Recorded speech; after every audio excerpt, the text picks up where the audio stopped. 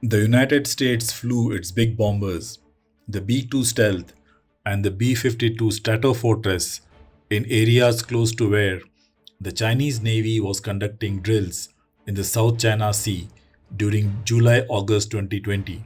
In response, China too operated its H-6 bombers over waters near Taiwan and the contested waters of the South China Sea. What is it about these big bombers that makes them the preferred choice of aircraft when it comes to muscle flexing, especially when they are vulnerable to missiles fired from the ground and air much more than fighter jets? In a way, large bombers are like warships that are used for force projection due to their high visibility factor, long operational range, and the ability to carry large ordnance, including nuclear weapons. DefenseWorld.net compares Chinese versus United States bombers to scan comparative features.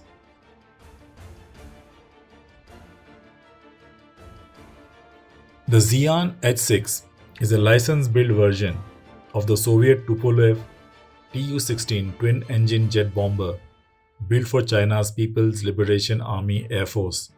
In July-August 2020, China's Navy deployed its latest long-range bomber, the H-6J, that flew along with an older sibling, the H-6G, during a drill in the South China Sea. Chinese media reported that the H-6J can carry 7 YJ-12 supersonic anti-ship cruise missiles, with 6 under the wing and 1 in the weapons bay. The H-6J's weapons carrying capacity is about twice that of the H-6G, with 50% further combat radius to about 3,500 kilometers. The H-6J has the capability to conduct all-weather combat missions and is also capable of accurately attacking moving maritime targets. The Chinese Tu-16, or H-6 as it was designated in Chinese service, flew in 1959 with at least 150 built well into the 1990s at a plant in Xi'an. China is estimated to currently operate around 120 of these aircraft.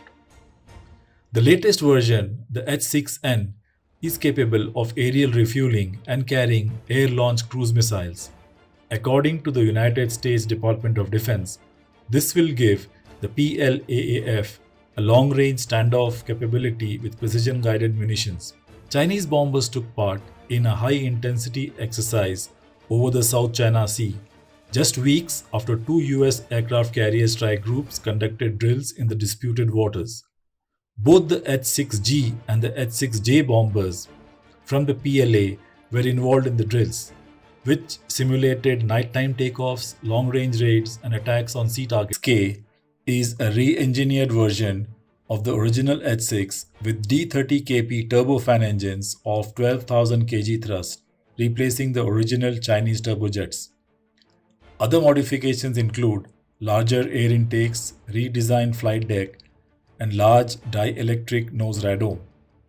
The H-6J is a version of H-6K for use by the PLA Navy to replace the H-6G. It has greater payload and range with performance similar to the H-6K.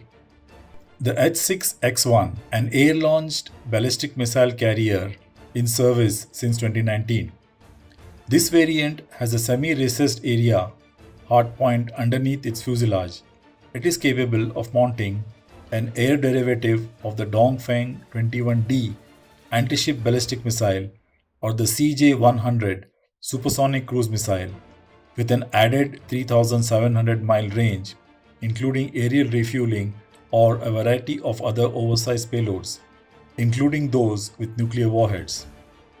It may also be possible that the modification is to enable carriage of the WZ-8 high-speed, high-altitude reconnaissance unmanned air vehicle.